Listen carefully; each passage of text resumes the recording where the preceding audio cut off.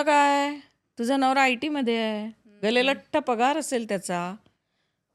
तुम्हाला काय माहिती आहे कोणाच्या घरात आर्थिक व्यवस्थापन कशा पद्धतीने चालतं, आमच्या काय रिस्पॉन्सिबिलिटीज आहेत, हे लोकांना काहीच माहिती नसतं.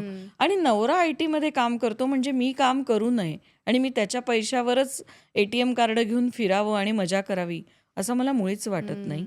उलट मला पैशासाठी हात पुढे करणं अजिबात आवडत नाही. मला ते कधीही करायला आवडत नाही, आवडणार नाही.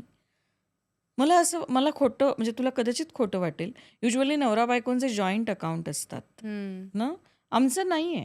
आमचं पण नाही. त्याला किती पैसे मिळतात किंवा मला किती पैसे मिळतात हे त्यांनी मला आणि मी खरंय. त्याला का सांगावं आणि कशासाठी सांगितलं पाहिजे? म्हणजे आम्ही भिन्न आहोत का? तर नाही आहोत, आम्ही एकाच घरात राहतो. पण इतकं स्वातंत्र्य तर प्रत्येकाने प्रत्येकाला दिलं पाहिजे. दिलंच पाहिजे. त्यामुळे तो ITत आहे, त्याला भरपूर पगार आहे, मग तुला काय काम करायची गरज आहे? हे लॉजिकच मला लोकांचं खरंच कळत नाही. त्याच्या ITत असण्याचा आणि माझ्या कामाचा किंवा अर्थार्जनाचा काहीच संबंध नाहीये. मी एक स्वतंत्र आयडेंटिटी आहे, स्वतंत्र व्यक्ती आहे.